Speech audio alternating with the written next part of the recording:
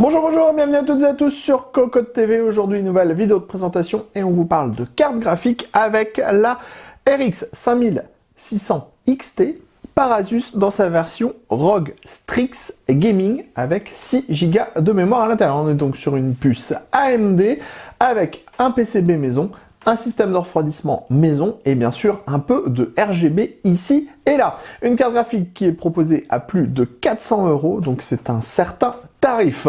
On vous propose de la découvrir tout de suite maintenant sur Cocotte TV.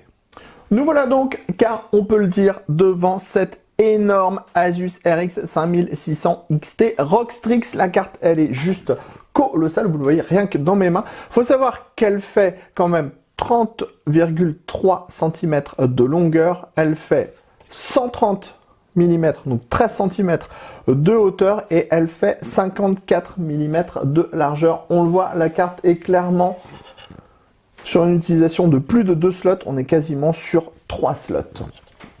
Alors, au niveau de la carte graphique en elle-même, on va avoir un PCB maison et un système de refroidissement maison. On a un carénage en plastique sur le dessus qui reprend les formes un petit peu ciselées, un petit peu futuristes de ce qu'on a l'habitude de voir chez Asus et chez ROG. Ensuite, on va avoir 3 ventilateurs de 90 mm qui vont souffler de l'air frais sur des ailettes en aluminium et sur des caloducs. Alors les caloducs, il y en a un nombre certain. On en a 2 par exemple sur la partie gauche. Et après, on va voir ici, on en retrouve 5 au total qui sont placés à l'arrière de la carte graphique. On en profite à l'arrière pour vous montrer les différents connecteurs pour l'alimentation des ventilateurs. On a également le connecteur pour le RGB, c'est un connecteur 12 volts 4 pins, et on pourra aussi relier 2 ventilateurs directement à sa carte graphique, ce qui est plutôt une bonne idée. Donc le carénage est assez monstrueux, assez volumineux. On a plein de renforts, vous voyez ici on a un grand renfort en acier pour donner plus de rigidité à la carte.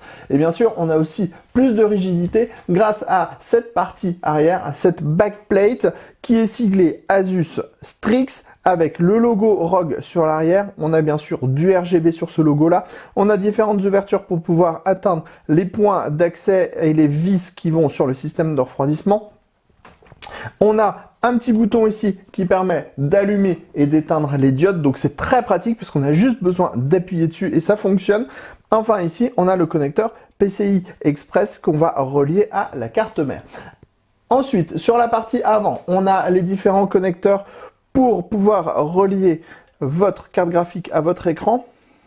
Alors, il y a des petits caches. On a 2 DisplayPort et un HDMI. On continue maintenant sur le dessus de la carte. Donc, sur le dessus de la carte, on va trouver le carénage de nouveau, toutes les ailettes en aluminium. On voit qu'on a aussi des radiateurs qui sont placés au-dessus des VRM d'alimentation, ce qui est plutôt une bonne chose. On va avoir les 2 connecteurs ici pour alimenter la carte graphique. On a un 8 pin CPU et un 6 pin, un 8 pin PCI Express et un 6 pin PCI Express. Et enfin ici, on a un logo Republic of Gamer qui lui aussi va s'illuminer avec le RGB. On vous propose maintenant de découvrir ce qui se cache sous la backplate. Alors, sous la backplate, tout d'abord, sachez que vous avez une petite nappe ici à débrancher qui va permettre le rétroéclairage du logo. Ensuite, on le voit, on a un gros pad thermique qui est placé juste en dessous du GPU qui va permettre de transmettre la chaleur produite par le GPU à la backplate. Enfin, on a également des pads thermiques sous certaines autres parties du dissipateur, comme vous pouvez le voir ici. Donc, ces pads thermiques sont placés sous les 6 puces mémoire qui sont les plus proches en fait du GPU. Maintenant que l'on a découvert la partie arrière de la carte graphique, on passe à l'avant. Donc, on a retiré toutes les vis, débranché les 2 nappes à l'arrière. On peut donc soulever le système de refroidissement. Le système de refroidissement, vous le voyez, il est assez colossal. On a une base polie ici, sur laquelle on va avoir 6 caloducs de 6 mm. On a 4 caloducs qui repartent à l'arrière 5 caloducs qui repartent à l'arrière de la carte graphique, un qui passe vers l'avant. Les caloducs passent pour la plupart sur l'intégralité des groupes d'ailettes. Les ailettes sont, elles, en aluminium.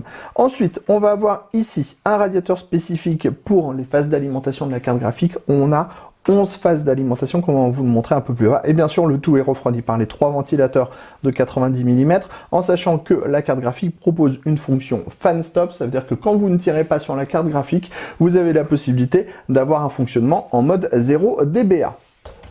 Ensuite, on passe à la carte graphique en elle-même. Vous avez ici le GPU au centre, gravé en 7 nanomètres, c'est un 5600 XT. Ensuite, on va avoir ici les phases d'alimentation. On en a 11 au total sur cette carte graphique et l'alimentation se fait avec un 6 pins PCI Express plus un 8 pins PCI Express. Ensuite, on vous a parlé tout à l'heure de cette partie en métal qui court autour de la carte graphique, mais aussi au-dessus des différentes puces mémoire. Sachez qu'on a 6 Go de mémoire sur cette carte graphique.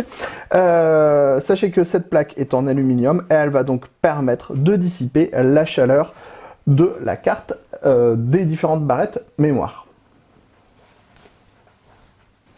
Après, pour la carte graphique en elle-même, à savoir le GPU et les puces mémoire qui sont autour, on va avoir un GPU en Navidis 7 nanomètres qui a le droit à 64 OPS, 144 TMUS et 2304 shaders. Au niveau de la mémoire, on est sur du GDDR6, on en a 6 Go en 192 bits. Au niveau des fréquences, sachez que la carte en mode normal est à 1530 MHz, en mode boost elle va être à 1750 MHz et pour la mémoire on est sur du 1700 MHz. Maintenant que nous avons découvert cette carte graphique, qu'est-ce que nous pouvons vous dire? Pour le 1080p, aucun souci, mais le plus simple, c'est de se rendre ici sur notre test. On vous a mis le lien en description. On teste une pléiade de jeux dans différentes résolutions. On va aussi tester les températures et la consommation. Et comme ça, vous aurez un avis complet sur cette RX 5600 XT ROG Strix Gaming. Sur ce, on se donne rendez-vous très prochainement sur cogotland.com pour justement toutes les news, tous les articles à propos du hardware. Pensez à nous mettre des petits pouces, pensez à vous inscrire sur la chaîne et pour découvrir toutes les performances de cette carte graphique, c'est en dessous dans la description. Vous avez le lien complet. On vous dit à très bientôt.